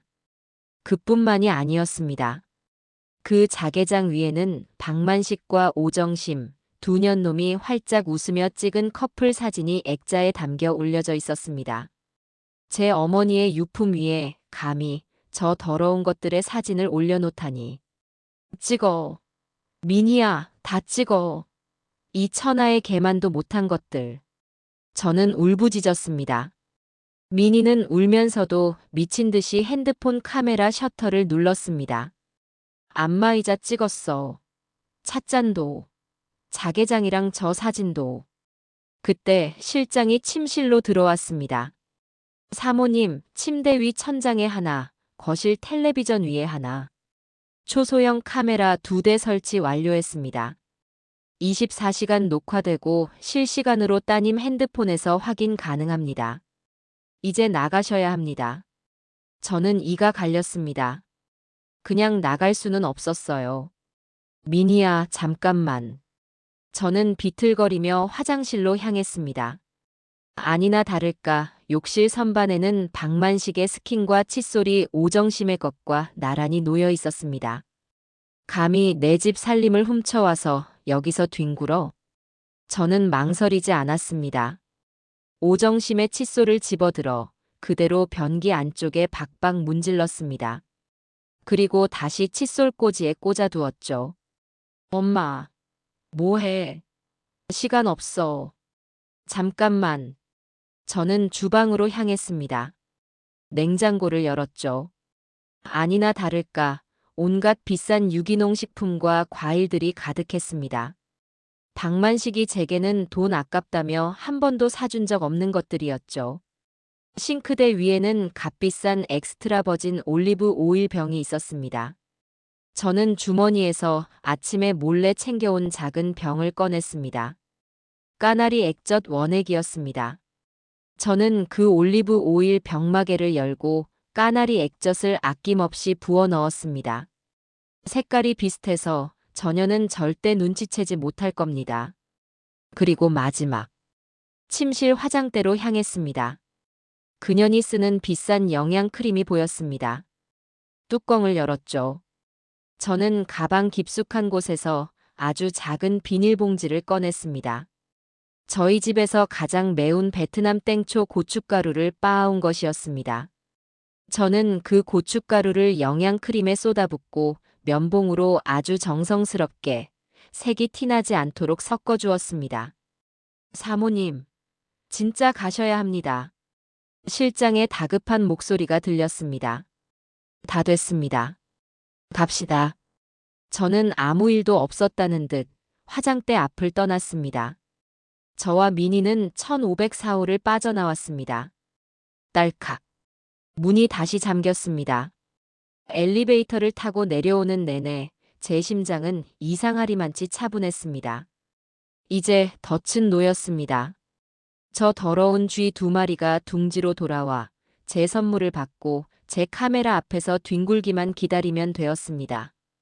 그날 1504호 오피스텔에서 나온 저와 미니는 곧장 미니네 집으로 향했습니다. 박만식이 골프를 치고 돌아올 제 집으로 돌아가 그 역겨운 인간의 얼굴을 마주할 자신이 없었어요. 미니는 저를 자기 집 안방에 모셔다 놓고 노트북 컴퓨터를 켰습니다. 엄마, 보여? 노트북 화면에는 낯선 천장과 낯선 거실이 흑백처럼 비치고 있었습니다. 1504호. 저희가 방금 전까지 있었던 제 살림살이가 도둑맞아 전시되어 있던 바로 그곳이었습니다. 실장이라는 사람이 말한 대로 카메라 2대가 완벽하게 작동하고 있었죠. 엄마, 보인다. 저와 미니는 숨을 죽인 채 텅 빈 화면만 바라봤습니다. 아무도 없는 둥지. 하지만 곧 저곳으로 2마리의 더러운 짐승이 돌아올 것을 알고 있었습니다. 시간이 지옥처럼 흘러갔습니다. 토요일 오후. 미니가 엄마 저녁이라도 시켜 먹자며 억지로 죽을 시켰지만 숟가락이 입으로 가질 않았습니다. 텔레비전 소리도 바깥의 차 소리도 아무것도 귀에 들어오지 않았어요. 오직 노트북에서 작게 들리는 텅 빈 방의 지지직 하는 잡음만이 제 모든 신경을 사로잡았습니다. 언제 올까? 혹시 카메라를 발견하면 어떡하지? 내가 변기에 묻혀놓은 칫솔은? 고춧가루를 섞은 크림은? 제 심장은 불안감으로 터질 것 같았지만 동시에 한편으로는 잔인한 기대감으로 부풀어 올랐습니다. 제가 50년간 감춰왔던 저 자신도 몰랐던 아기가 스멀스멀 피어오르는 기분이었습니다. 저녁 8시가 넘었을 때였습니다. 삑삑삑삑 띠리리링. 노트북 스피커에서 그토록 기다리던 현관 도어락 소리가 들렸습니다. 저와 미니는 동시에 화면 앞으로 달려들었습니다. 왔다. 현관 쪽에서 남녀의 목소리가 들렸습니다. 아이고, 피곤해 죽겠네. 박만식의 목소리였습니다. 그러게. 누가 그렇게 공에 목숨 걸랬나, 박 회장님. 오정심, 그년의 목소리였습니다. 잠시 후 두 인간이 거실 카메라의 시야 안으로 들어왔습니다. 비싼 골프 옷을 입은 채 서로에게 기대어 널브러지듯 소파에 앉더군요. 그 소파 미니가 결혼할 때 제게 엄마 편히 앉으라며 사준 저희 집 거실에 있던 바로 그 소파였습니다. 아, 그래도 오늘 공 잘 맞아서 기분 좋네. 박만식이 오정심의 어깨를 감싸 안았습니다. 어유, 회장님만 잘 맞으면 뭐해. 나는 오늘 아주 죽 썼는데. 허허. 그래서 내가 저녁 근사한 거 사준다고 했잖아. 됐어요. 집에서 그냥 시켜 먹어요. 나 씻고 나올 테니 뭐 좀 시켜놔요. 나 샐러드 먹고 싶다. 샐러드? 알았어. 비싼 걸로 시켜줄게. 오정심이 침실로 사라졌습니다. 잠시 후 박만식은 냉장고에서 맥주를 꺼내 마시며 텔레비전을 켰습니다. 제 집에서와 똑같은 모습이었죠. 그리고 잠시 후 침실 쪽에서 악 하는 짧은 비명이 들렸습니다. 저와 미니는 서로를 쳐다봤습니다. 뭐지? 박만식이 놀라 침실로 뛰어들어갔습니다. 왜 그래? 정심씨. 카메라에는 보이지 않았지만 오정심의 짜증 섞인 목소리가 들려왔습니다. 아니, 이 화장품. 이거 미쳤나 봐. 얼굴에 불이 나는 것 같아. 아, 따가워. 따가워. 뭐? 어제 백화점에서 산 거라며. 그러니까, 아, 미치겠네. 물 좀. 저도 모르게 입꼬리가 올라가는 것을 느꼈습니다. 땡초 고춧가루 크림. 제가 만든 지옥의 화장품이었습니다. 효과가 아주 좋았나 봅니다. 엄마 독하다 진짜. 미니가 혀를 내둘렀습니다. 한바탕 난리가 지나고 오정심은 퉁퉁 부은 얼굴로 거실에 다시 나타났습니다. 샐러드가 배달되었나 봅니다. 아, 진짜 재수 없어. 비싼 화장품 다 버렸네.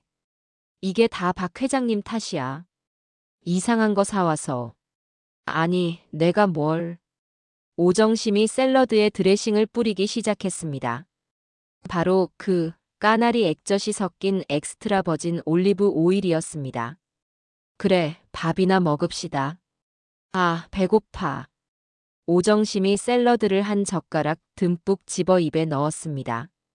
그리고 3초간 정적이 흘렀습니다. 푹. 오정심이 입안의 모든 것을 거실 바닥에 뿜어냈습니다. 왜? 이게 무슨 맛이야? 왜? 썩었잖아. 왜 그래? 당신도 먹어봐. 이거 똥물 냄새나. 으악. 퇴. 박만식도 한 입 먹더니 얼굴이 하얘졌습니다.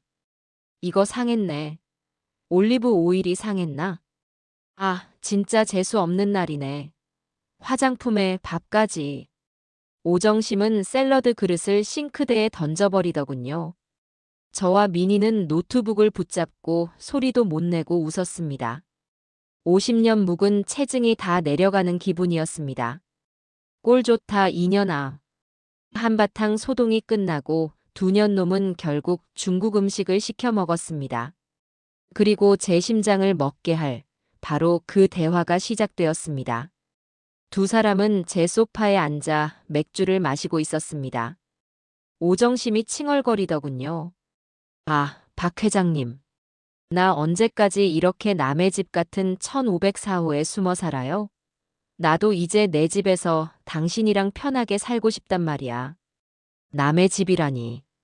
그 안에 있는 게 다 내 물건인데. 박만식이 오정심의 머리를 쓰다듬으며 말했습니다.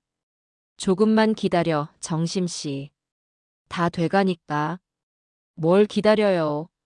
그 늙은이 사모님인지 뭔지 그 할망구랑 언제 정리할 건데요. 늙은이. 할망구. 제 딸 미니가 제 손을 꽉 잡았습니다. 박만식이 제 남편이 아주 경멸적이라는 듯이 코웃음을 쳤습니다. 복순이? 걱정 마. 걘 아무것도 몰라.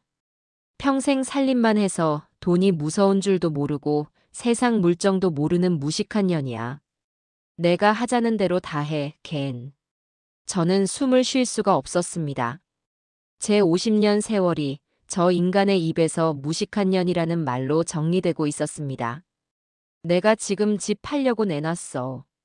미니가 하고 숨을 삼켰습니다. 뭐? 진짜? 그럼. 부동산에 아는 놈 통해서 금매로 싸게 내놨지. 아마 다음 주면 계약금 들어올 거야. 그럼 그 돈으로. 당연하지. 박만식이, 제 남편 박만식이 환하게 웃으며 말했습니다. 그거 팔리면 당신 이름으로 강남에 제일 좋은 아파트 사주고 남은 돈으로 우리 둘이 캐나다로 이민 가는 거야. 거기 가서 당신이랑 나랑 둘이서만 행복하게 살자. 응, 정말이죠? 박 회장님 약속한 거다. 그럼 그 늙은이는 그냥 딸 미니네 집에 얹혀 살라고 하면 돼. 우리 사업이 망했다.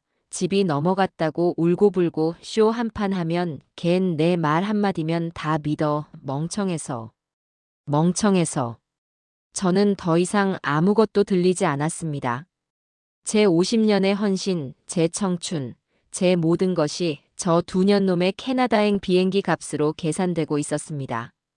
저를 평생 멍청한 아내로만 취급해온 저 인간을 저는 절대로 용서할 수 없었습니다. 엄마, 괜찮아? 미니가 울먹이며 제 어깨를 흔들었습니다. 저는 눈을 감았다 떴습니다. 미니야. 응. 저거 녹화 다 됐니? 다 됐어. 지금 파일 저장했어. 좋다. 저는 노트북을 덮었습니다. 이제 증거는 차고 넘쳤습니다. 가자. 어딜? 집에 가야지. 내 아버지 얼굴 보러. 저렇게 나를 멍청하다고 굳게 믿고 있는 내 남편 얼굴 보러 가야겠다. 다음 날 월요일 아침, 저는 평소보다 더 정성스럽게 아침상을 차렸습니다. 박만식은 어제 골프를 치고 그년과 뒹굴다 늦게 들어왔는지 피곤한 얼굴로 식탁에 앉더군요. 웬일로 진수성찬이네. 네. 곧 당신이 아주 먼 데로 떠날 것 같아서요. 뭐? 뭔데? 캐나다? 그 인간이 캐나다라는 말에 화들짝 놀라 저를 쳐다봤습니다. 캐나다는 무슨? 미니네 집에 김치 담가주러 가려고요. 아, 그런가. 하. 영감은 멋쩍게 웃으며 제 눈치를 살폈습니다. 저는 미니와 함께 집을 나섰습니다. 김필승 변호사를 만나는 날이었습니다. 미니의 노트북 안에는 어젯밤에 녹화된 지옥도가 고스란히 담겨 있었죠. 다시 마주한 김 변호사는 주말 사이에 더 날카로워진 듯 했습니다. 그래서 증거는 확보하셨습니까? 네. 미니가 말없이 노트북을 열어 영상을 재생했습니다. 김 변호사는 무표정한 얼굴로 화면을 응시했습니다. 제 살림살이가 가득한 1504호. 소파에서 뒹구는 두 년놈. 그리고 까나리 액젓 샐러드와 땡초 크림에 당하는 오정심의 추태까지. 김 변호사의 입꼬리가 미세하게 올라가는 것을 저는 놓치지 않았습니다. 어머님 아주 창의적인 복수를 하셨네요. 그리고 마지막 하이라이트. 집 팔려고 내놨어. 캐나다로 이민 가는 거야. 걘 멍청해서 내 말 한마디면 다 믿어. 박만식의 목소리가 사무실에 울려 퍼지자 김 변호사는 정지 버튼을 눌렀습니다. 그는 안경을 벗어 닦더니 저를 바라보며 아주 천천히 그리고 정중하게 말했습니다. 어머님, 이기셨습니다. 그 한마디에 저는 참았던 숨을 몰아쉬었습니다. 두 분이 정말 대단한 걸 해내셨네요. 이 정도 증거라면 박만식 씨는 속옷 한 장 못 건지고 쫓겨나게 될 겁니다. 이건 단순한 불륜이 아닙니다. 어머님을 기망하여 재산을 편취하고 그 재산으로 상간녀와 도피할 계획을 세운 악질적인 사기입니다. 박만식 씨는 민사, 형사 모두 빠져나갈 구멍이 없습니다. 김 변호사는 그 자리에서 바로 행동 계획을 브리핑했습니다.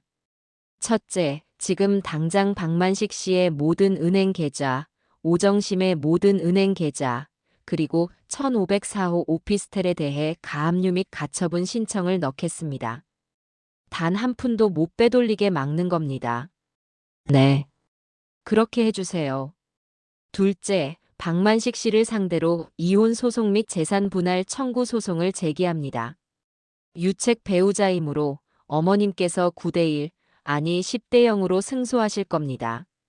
셋째, 오정심을 상대로는 상간녀 위자료 청구 소송을 제기합니다. 이 정도 증거라면 법정 최고액을 받아낼 수 있습니다. 넷째, 이게 가장 중요합니다. 박만식과 오정심을 공동 불법 행위자로 묶어 두 사람이 편취한 2억 원이 넘는 금액 전부에 대한 부당이득 반환 청구 소송을 동시에 진행합니다. 또한 어머님 도장을 도용한 것에 대해 박만식 씨를 사문서 위조로 형사 고소하고 오정심은 작물 취득 혐의로 함께 고소하겠습니다. 듣기만 해도 속이 시원해지는 말이었습니다. 변호사님, 지금 당장 진행해 주세요. 미니가 흥분해서 말했습니다. 하지만 저는 조용히 손을 들었습니다.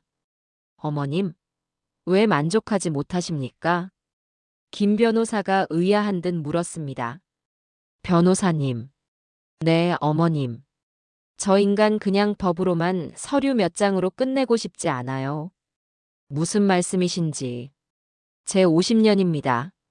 제 청춘이고 제 인생이었어요. 저것들은 제 딸 앞에서 저를 무식한 년이라고 불렀습니다. 제 어머니 유품 위에서 뒹굴었어요. 저 이번 주 일요일이 무슨 날인지 아십니까? 일요일이요? 저와 그 인간의 결혼 50주년입니다. 금혼식이죠. 그 말에 미니와 김 변호사는 숨을 삼켰습니다. 변호사님이 말씀하신 그 모든 소송 가압류부터 형사 고소까지 전부 그날 이후에 들어가 주세요. 월요일 아침에요. 엄마, 무슨 생각이야? 그 사이에 저 인간들이 도망가면 어떡해? 도망 못 간다. 저는 단호하게 말했습니다. 지금 집 팔려고 내놨다고 했지. 계약금 받아야 해서 그리고 그년이랑 캐나다 갈 준비하느라 적어도 이번 주말까지는 꼼짝없이 여기 있을 거다. 어머님, 위험할 수 있습니다. 괜찮습니다. 변호사님, 저는 법의 심판 이전에 장복순의 심판을 먼저 내리고 싶습니다. 저는 제 마지막 만찬을 준비할 겁니다. 김 변호사는 제 눈을 한참 동안 바라보더니 이내 고개를 끄덕였습니다. 알겠습니다. 어머님의 뜻대로 하죠. 모든 서류는 이번 주 금요일까지 완벽하게 준비해두고 월요일 아침 9시 정각에 일제히 접수하겠습니다. 고맙습니다. 엄마, 도대체 무슨 생각이야? 사무실을 나오자 미니가 불안한 듯 물었습니다. 저는 50년 만에 처음으로 아주 잔인하고도 통쾌한 미소를 지었습니다. 미니야. 응. 집에 가서 너가 아는 데 중에 제일 비싼 한우갈비 10근만 사와라. 갈비? 그리고 김서방도 일요일 저녁에 우리 집으로 오라고 해. 엄마, 내 아버지의 마지막 만찬이다. 가장 화려하게 차려줘야지. 안 그러니? 그날부터 일요일까지 제정신이 아니었습니다. 하지만 그건 슬픔이나 절망 때문이 아니었어요. 저는 마치 아주 중요한 연극의 주인공이 된 것처럼 치밀하고 완벽하게 제 50주년 기념일을 준비했습니다. 미니가 최고급 한우 갈비를 사왔습니다. 저는 그걸 찬물에 담가 핏물을 빼고 배와 양파를 갈아 넣어 최고의 양념을 만들었습니다. 제 50년 주부 인생의 모든 내공을 쏟아부었죠. 그뿐만이 아니었습니다. 잡채를 볶고 삼색나물을 무치고 갖가지 전을 부쳤습니다. 박만식이 평소에 돈 아깝다고 못 먹게 했던 비싼 대하도 사다가 쪘습니다. 박만식은 제가 며칠 동안 주방에서 나오지 않는 것을 보고는 의아해하면서도 아주 만족스러운 표정이었습니다. 아이고, 웬일이야. 우리 마누라가 드디어 정신을 차렸나. 금혼식이라고 상다리 부러지게 차리네. 저는 속으로 내 마지막 만찬이다. 이놈아라고 되뇌며 겉으로는 인자하게 웃어주었습니다. 그럼요. 50주년인데. 딱 한 번뿐이잖아요. 그리고 결전의 날 이틀 전. 목요일 저녁이었습니다. 저는 진수성찬을 차리느라 피곤한 척 소파에 앉아 다리를 주무르며 박만식에게 넌지시 말을 건넸습니다. 여보. 응. 왜? 영감은 여전히 텔레비전에 눈을 고정한 채였습니다. 이번 주 일요일 우리 금혼식이잖아요. 알지. 민희네도 온다고 했고. 그래서 말인데 당신 나한테 맨날 평생 살림만 해서 무식하다고 구박했잖아요. 내가 언제 그랬다고. 박만식이 어제 그 영상 속에서 했던 말을 기억하는지 움찔하며 제 눈치를 살폈습니다. 아니에요, 괜찮아요. 다 맞는 말인데 뭐. 저는 아주 처연한 표정을 지었습니다. 그래서 말인데 그날 당신 귀한 분도 좀 모시고 오면 안 될까요? 귀한 분? 누구? 그 미니한테 얘기 들었어요. 당신 부동산 일 봐주시는 아주 유능한 분 있다면서요. 당신을 회장님 소리하며 그렇게 깍듯하게 모신다던데. 박만식의 눈이 텔레비전을 떠나 제게로 향했습니다. 그 눈에는 의심과 탐욕이 동시에 서려 있었습니다. 오정심 씨 말인가? 어머, 이름이 오정심 씨구나. 네. 그분요. 당신 사업 파트너인데 우리 50주년에 밥 한 끼 대접하고 싶어서요. 내가 평생 당신 기 한 번 못 세워줬는데 이런 날이라도 당신 귀한 손님 모셔서 당신 체면 좀 세워드리고 싶네요. 제 완벽한 연기에 박만식은 완전히 속아 넘어갔습니다. 그의 얼굴에 이 멍청한 년 드디어 쓸모가 있군 하는 표정이 스쳐 지나갔습니다. 허허. 그럴까? 오 여사가 아주 바쁜 사람이라 올지 모르겠네. 바빠도 오라고 하세요. 저는 그의 손을 잡았습니다. 아내가 장복순이가 꼭 좀 뵙고 싶다고 꼭이요. 박만식은 제 손을 뿌리치지도 그렇다고 잡아주지도 않았습니다. 그저 아주 만족스러운 웃음을 지었죠. 알았어. 내가 한 번 말은 해보지. 우리 마누라가 당신한테 아주 깍듯하게 대접하고 싶다더라고. 그는 그 자리에서 제 앞에서 보란 듯이 오정심에게 전화를 걸었습니다. 오 여사? 나야. 다름이 아니라 이번 주 일요일. 시간 좀 내줄 수 있어? 아니, 우리 집사람이 우리 결혼 50주년이라고 식사 대접을 꼭 하고 싶다네. 오 여사한테도 꼭 좀 와달라고 아내가 직접 초대한 거라고. 아니야.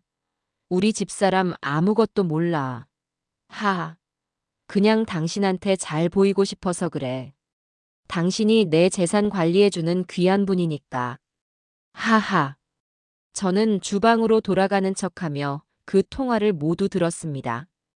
오정심은 처음에는 경계하는 듯 했지만 아무것도 모르는 멍청한 아내가 재산 관리인에게 잘 보이려고 부른다는 말에 기꺼이 오겠다고 한 모양입니다. 아마도 자기가 곧 차지하게 될 집을 미리 구경하고 본처인 제 면상을 보며 승리감을 만끽하고 싶었겠죠. 일요일 저녁 6시에 온다네. 당신이 그렇게까지 말하는데 와야지. 잘 생각하셨어요. 제가 아주 특별한 음식으로 모실게요. 저는 웃었습니다. 결전의 날 일요일이 밝았습니다. 저는 아침부터 목욕 재개했습니다. 그리고 제 옷장에서 가장 좋은 하지만 가장 점잖은 한복을 꺼내 입었습니다. 미니가 시집갈 때 맞춘 것이었죠. 미니는 저보다 먼저 와서 집안 곳곳을 점검했습니다. 엄마, 김서방한테는 어디까지 말했어? 내장인 어른의 진짜 모습을 보게 될 거라고만 했다. 놀라지 말고 무슨 일이 있어도 내 편에 서라고. 그리고 이거. 미니가 가방에서 USB 하나를 꺼냈습니다. 그 안에는 8장에서 녹화된 지옥도의 하이라이트만 편집된 영상이 담겨 있었습니다. 거실 텔레비전에 연결해 놨어. 리모컨 이 버튼만 누르면 바로 재생돼. 잘했다. 오후 5시. 민희 남편인 김서방이 잔뜩 긴장한 얼굴로 도착했습니다. 장모님 무슨 일 있으신 건 아니죠? 민희가 하도. 아무 일 없네. 오늘은 그냥 우리 부부 50주년 잔칫날이야. 앉게. 저는 아무렇지 않은 척 김서방에게 수정과를 내어주었습니다. 오후 5시 50분. 집안에는 맛있는 갈비찜 냄새가 진동했습니다. 상다리가 부러지게 차려진 음식을 보며 김서방은 감탄했습니다. 와, 장모님, 오늘 정말 진수성찬이네요. 많이 먹게. 오늘이 자네 장인어른 마지막 만찬이 될 테니. 네. 딩동. 그때 현관 초인종이 울렸습니다. 제 심장이 쿵 하고 내려앉았습니다. 박만식은 이미 가장 좋은 양복으로 갈아입고 현관으로 뛰어나갔습니다. 아이고, 오셨구먼. 하하. 어서 들어오시게. 저는 주방에서 앞치마에 손을 닦으며 천천히 거실로 걸어 나갔습니다. 그리고 그년과 마주했습니다. 오정심. 1504호에서 봤던 그 보랏빛 코트 대신 아주 값비싼 흰색 투피스를 차려입고 있었습니다. 머리도 미용실에서 한껏 부풀렸더군요. 그녀는 저를 보자마자 아주 교양 있는 척 가식적인 미소를 지으며 다가왔습니다. 어머, 사모님. 처음 뵙겠습니다. 오정심입니다. 말씀 많이 들었어요. 그년이 제게 손을 내밀었습니다. 저는 그 더러운 손을 잡는 대신 제 앞치마에 손을 닦으며 활짝 웃어주었습니다. 어서 오세요, 오정심 씨. 당신을 위한 특별한 상을 차려놨답니다. 오정심. 그년이 제 집 현관에 발을 들였습니다. 50년간 제 땀과 눈물이 밴 제 청춘이 묻어있는 이 집 거실에 감히 그 더러운 발을 들인 겁니다. 그녀는 아주 값비싼 흰색 투피스를 차려입고 머리는 미용실에서 한껏 부풀렸더군요. 1504호에서 봤던 것보다 훨씬 더 교양 있고 사모님처럼 보이려고 애쓴 모습이었습니다. 그녀는 저를 보자마자 아주 가식적인 미소를 지으며 제게로 다가왔습니다. 어머, 사모님. 처음 뵙겠습니다. 오정심입니다. 박 회장님께 말씀 많이 들었어요. 그년이 제게 악수를 청하려는지 매니큐어를 곱게 칠한 손을 내밀었습니다. 저는 그 더러운 손을 잡는 대신 제 앞치마에 손을 닦으며 활짝 웃어주었습니다. 박 회장이라니. 제 멍청한 영감은 그 소리에 아주 입이 귀에 걸렸더군요. 어서 오세요, 오정심 씨. 말씀은 제가 더 많이 들었죠. 네. 아, 호호. 그러세요? 그럼요. 당신을 위한 특별한 상을 차려놨답니다. 어서 앉으세요. 식탁으로 자리를 옮기는 그 짧은 순간에도 오정심의 눈은 제 집안 구석구석을 훑어보고 있었습니다. 마치 자기가 곧 차지할 물건을 감정평가하는 듯한 그 오만하고 탐욕스러운 눈빛을 저는 놓치지 않았습니다. 저녀는 내가 평생을 바친 이 집을 이미 자기 것이라고 생각하고 있구나. 자리에 앉자 박만식은 아주 신이 나서 떠들어대기 시작했습니다. 허허. 오 여사, 우리 집사람 솜씨가 이 정도야. 이 갈비찜 아주 일품이라고. 민희야, 김서방. 자네들도 많이 들게. 그는 완벽한 가장의 연기를 하고 있었습니다. 50주년을 맞은 자애로운 남편, 그리고 유능한 사업 파트너를 아내에게 소개해주는 성공한 남자의 연기였죠. 오정심이 그 연기를 받아주었습니다. 어머, 사모님. 정말 음식이 너무 맛있어요. 이게 다 직접 하신 거예요? 그녀는 짐짓 놀란 척하며 호들갑을 떨었습니다. 그럼요. 제가 평생 살림 말고는 해본 게 없는 사람이라서요. 제가 웃으며 대답하자 오정심의 눈이 순간 번뜩였습니다. 호호, 그러시구나. 박 회장님이 왜 그렇게 사모님 칭찬을 하시는지 알겠네. 살림 하나는 정말 최고라고 하시더라고요. 그건 칭찬이 아니었습니다. 너는 살림이나 하는 무식한 년이고 나는 내 남편의 사업 파트너인 유능한 여자다라는 아주 교묘하고 더러운 모욕이었습니다. 그때 제 멍청한 영감이 그 말뜻도 모르고 끼어들었습니다. 허허. 그렇지. 우리 집사람이 다른 건 몰라도 살림 하나는 할 줄 알거든. 안 그런가, 여보? 순간 식탁의 공기가 얼어붙었습니다. 미니가 숟가락을 쥔 손을 부들부들 떠는 것이 보였습니다. 사위인 김서방은 이 끔찍한 분위기에 눈만 굴리며 안절부절 못했죠. 저는 아주 인자한 미소를 지었습니다. 그럼요. 제가 살림 말고 뭘 알겠어요. 그리고는 오정심을 똑바로 쳐다보며 말했습니다. 많이 드세요, 오 여사. 듣자 하니 남의 것도 뺏어 먹을 만큼 입맛이 아주 좋으신 것 같아서요. 특히 남의 집 가구 같은 거 말이에요. 쨍그랑. 오정심이 들고 있던 숟가락을 접시에 떨어뜨렸습니다. 식탁에 날카로운 소리가 울려 퍼졌죠. 박만식의 웃음 띤 얼굴이 순식간에 굳어졌습니다. 여보, 그게 무슨 소리야? 오정심은 하얗게 질린 얼굴로 저를 쳐다봤습니다. 사모님 무슨 오해가? 오해? 저는 천천히, 아주 천천히 의자에서 일어났습니다. 오해는 무슨 오해? 제 손에는 아까 김서방에게 내어주었던 수정과 잔이 들려 있었습니다. 자자. 다들 주목해 주세요. 제 목소리가 거실 전체에 울렸습니다. 네 사람의 시선이 전부 제게로 쏠렸죠. 오늘 저와 제 남편 박만식 씨의 결혼 50주년입니다. 금혼식이죠. 박만식이 상황을 파악하지 못하고 억지 웃음을 지으며 박수를 치려 했습니다. 허허. 고맙소, 여보. 이런 귀한 날 아주 귀한 손님도 오셨는데 제가 축배를 제안해야 하지 않겠어요? 저는 수정과 잔을 높이 들었습니다.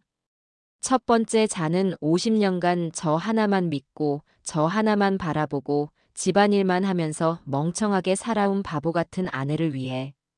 박만식의 얼굴이 일그러지기 시작했습니다. 여보, 지금 무슨. 그리고 두 번째 잔은. 제 목소리가 칼날처럼 날카로워졌습니다. 그런 아내를 무식한 년이라 부르며 그 아내의 피 같은 쌈짓돈과 이 집을 담보로 한 대출금까지 싹 다 훔쳐서 새 출발을 준비 중이신 제 위대한 남편 박만식 씨를 위해. 뭐야. 이 할망구가 지금 미쳤나? 박만식이 자리에서 벌떡 일어났습니다. 그리고 마지막 세 번째 잔은. 저는 얼어붙은 오정심에게로 고개를 돌렸습니다. 그 새 출발의 파트너 제 남편의 캐나다 이민 동반자 제 어머니 유품인 자개장 위에서 뒹굴고 제 땡초 크림을 바르신 오정심 씨의 불타는 아름다움을 위하여. 아! 오정심의 입에서 괴상한 비명이 터져나왔습니다. 땡초 크림이라는 말에 모든 것을 깨달은 겁니다. 뭐야. 넌 그걸 어떻게. 박만식이 저에게 달려들려던 그 순간. 앉아요, 영감. 제 목소리는 얼음보다 차가웠습니다. 당신 50주년 선물 아직 안 끝났어. 저는 식탁 끝에 앉은 미니를 바라봤습니다. 미니야. 네, 엄마. 미니가 일어서서 거실장 위에 있던 리모컨을 집어들었습니다. 뭐 하는 짓이야? 당장 그거 내려놓지 못해. 박만식이 미니에게 달려들려 했습니다. 하지만 그 순간 조용히 앉아있던 제 사위 김서방이 벌떡 일어나 박만식의 앞을 가로막았습니다.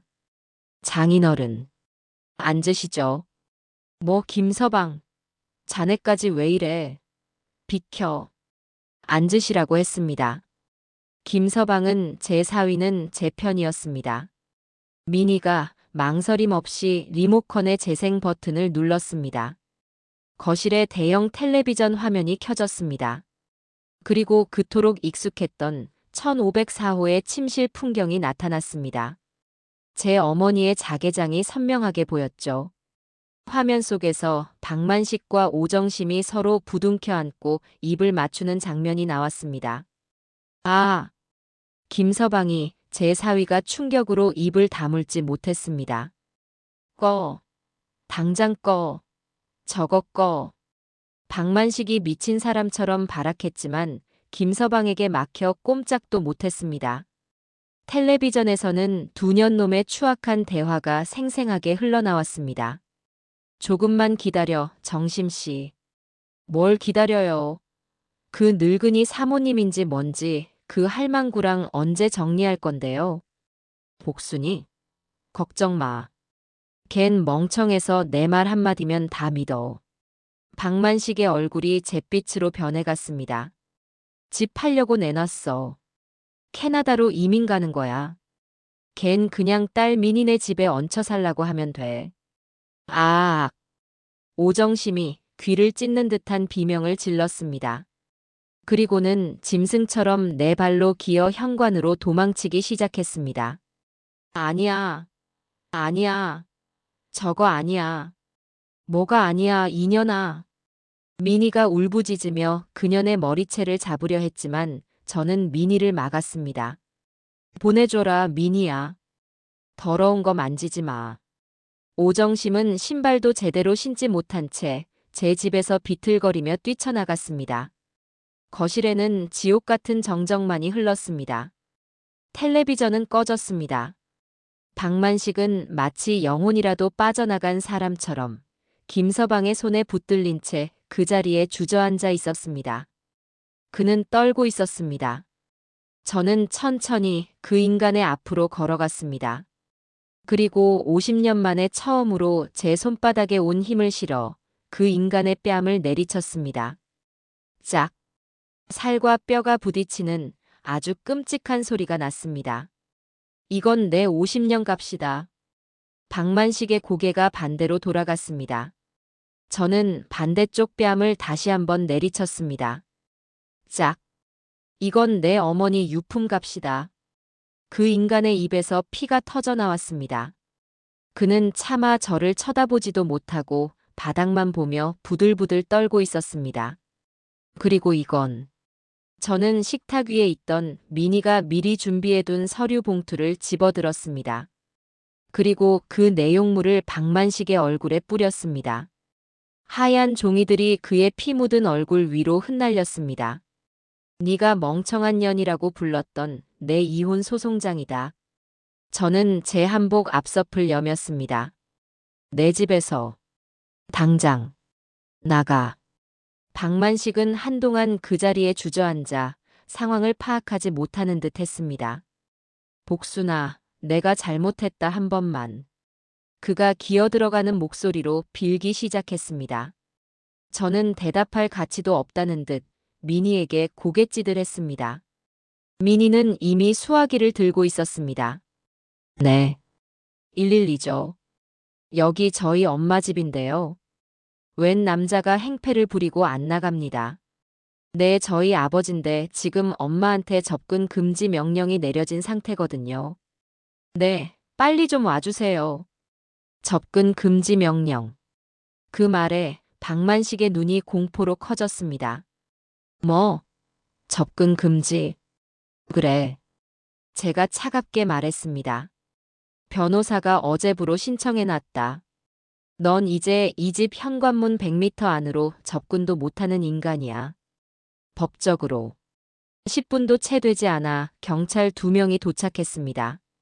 저는 경찰에게 김 변호사가 발급받은 임시 접근 금지 명령서 사본을 보여주었습니다. 박만식은 내 집이야. 여긴 내 집이라고. 라며 마지막 발악을 했지만 경찰은 냉정했습니다. 박만식 씨, 이 서류 보이시죠? 지금 당장 이 집에서 나가셔야 합니다. 안 그러면 현행범으로 체포됩니다. 아니, 이게 무슨... 복순아, 민희야.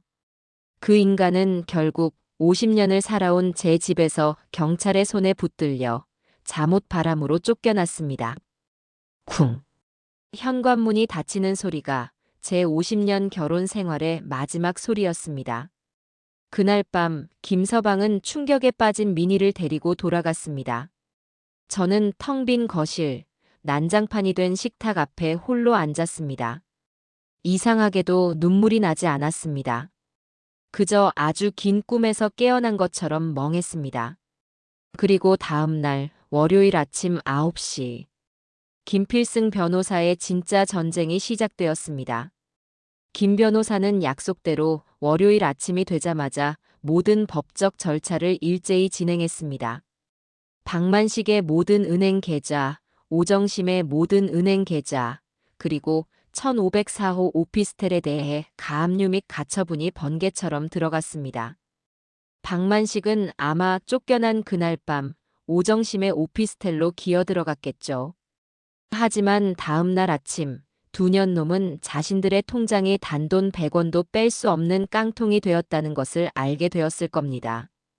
동시에 이혼 소송, 재산 분할 청구, 상간녀 위자료 청구, 부당이득 반환 청구, 그리고 사문서 위조 및 절도 혐의의 형사 고소장까지 대한민국 법원이 받아볼 수 있는 거의 모든 종류의 소장이 박만식과 오정심의 이름으로 접수되었습니다. 법적 싸움은 싸움이라고 부를 수도 없었습니다. 그것은 일방적인 심판이었습니다. 첫 재판날 김 변호사는 법정의 대형 스크린에 그 동영상을 틀었습니다. 판사는 물론이고 방청석에 있던 모든 사람이 경악을 금치 못했죠. 박만식의 변호사는 사생활 침해라고 항변했지만 김 변호사는 피고의 사기 행각과 재산 은닉 계획을 입증하는 핵심 증거라고 맞받아쳤습니다. 판결은 싱거울 정도로 빨랐습니다. 첫째, 저와 박만식의 이혼은 유책 배우자인 박만식의 100% 잘못으로 성립되었습니다. 둘째, 재산 분할. 이 집은 제 특유 재산임이 인정되어 박만식은 단 한 평의 지분도 요구할 수 없었습니다. 그 외에 공동재산 역시 박만식의 유책 사유로 인해 제가 그 인간이 이를 가져가는 것으로 판결났습니다. 셋째, 박만식이 제 개인 통장에서 훔쳐간 5천만 원, 그리고 집을 담보로 대출받아 오정심에게 넘긴 1억 5천만 원은 전액 부당이득으로 인정되어 박만식과 오정심 두 사람이 연대하여 제게 반환하라는 판결이 내려졌습니다. 넷째, 오정심에 대한 상간녀 위자료는 법정 최고액인 5천만 원이 인정되었습니다. 다섯째, 형사재판. 박만식은 사문서 위조 혐의로 징역 6개월에 집행유예 2년을 선고받았습니다. 늙은 나이에 감옥에 가지 않은 것을 다행으로 여겨야 했죠. 두 년놈은 말 그대로 알거지가 되었습니다. 오정심은 가압류된 1504호 오피스텔을 헐값에 금매로 넘겨 제게 줘야 할 돈과 위자료를 겨우겨우 갚았습니다. 박만식은 수중에 돈 한 푼 없이 거리로 나앉게 되었습니다. 판결이 모두 끝난 어느 날 저와 민희 그리고 김 변호사는 S라인 기획의 실장과 함께 1504호 오피스텔로 향했습니다. 이제는 제게 넘어온 압류 물품, 즉 제 살림살이를 되찾으러 가는 날이었습니다. 문을 열자 이미 짐이 다 빠져나간 텅 빈 방에 제 자개장과 안마의자, 찻잔 세트가 먼지를 뒤집어 쓴 채 덩그러니 놓여 있었습니다. 오정심은 없었습니다. 이미 모든 것을 포기하고 도망친 뒤였죠. 엄마 이제 이거 다시 집으로 가져가. 민희가 물었습니다. 저는 자개장으로 다가갔습니다. 제 어머니의 손때가 묻은 제 50년의 흔적이 담긴 가구였습니다. 하지만 이제는 저 더러운 년놈들의 욕정이 묻어버렸습니다. 아니, 저는 고개를 저었습니다. 이거 불태워버려라. 엄마, 내 어머니 유품 저런 더러운 것들이 만진 채로 다시 드리고 싶지 않다. 안마의자고 찻잔이고 싹 다 버려. 폐기 처분해. 저는 그 방에서 제 과거와 함께 모든 것을 버렸습니다. 그 후로 몇 달이 흘렀습니다. 박만식은 민희에게, 사위에게, 심지어 제게까지 죽고 싶다고 용서해달라고 수백 통의 문자를 보냈습니다. 하지만 저도 민희도 답하지 않았습니다. 최근에 들려온 소식으로는 민희가 예전에 알려준 지방의 한 요양병원에서 야간 경비 겸 자벽부로 일하고 있다고 합니다. 월 150만 원을 받고 병원 구석의 작은 숙직실에서 지낸다고 하더군요. 자식들에게도 저에게도 버림받은 채 그는 그곳에서 자신의 마지막을 보내게 될 겁니다. 봄이 왔습니다. 저는 그동안 집을 새로 단장했습니다. 자개장이 사라진 텅 빈 안방에 저는 밝은색 붙박이장을 새로 들였습니다. 거실에는 푹신한 1인용 리클라이너 소파를 두었죠. 안마의자요? 필요 없습니다. 저는 이제 매일 아침 요가 학원에 다니거든요. 제 아침은 완전히 달라졌습니다. 저는 요즘도 아침 일찍 일어납니다. 하지만 더 이상 누군가의 눈치를 보거나 역겨운 스킨 냄새를 맡지 않아도 됩니다. 창문을 활짝 열고 상쾌한 아침 공기를 마십니다. 그리고 예전처럼 시장에 갑니다. 하지만 이제는 누군가를 의심하거나 쫓기 위해서가 아닙니다. 저는 정육점 김 사장에게 가서 저 혼자 먹을 맛있는 한우 안심을 삽니다. 아이고 사모님, 얼굴이 폈네, 폈어. 김 사장의 너스레에 저는 환하게 웃어줍니다. 채소가게 이 할머니에게서는 가장 신선한 제철 나물을 삽니다. 그리고 그 지옥 같던 날, 제가 숨어있던 그 빵집. 이제 그곳은 제 단골 브런치 가게가 되었습니다. 저는 시장에서 산 예쁜 꽃 한 다발을 제 테이블에 꽂아두고 따뜻한 아메리카노와 갓 구운 빵을 먹습니다. 창밖으로 예전에 박만식이 향하던 그 오피스텔 건물이 보입니다. 이제 저곳은 저와 아무 상관이 없는 그저 풍경일 뿐입니다. 제 이름은 장복순. 나이 74. 저는 50년간 박만식의 아내로 살았습니다. 하지만 오늘 저는 그냥 장복순으로 삽니다. 제 74년 인생, 진짜 제 인생은 지금부터 시작입니다.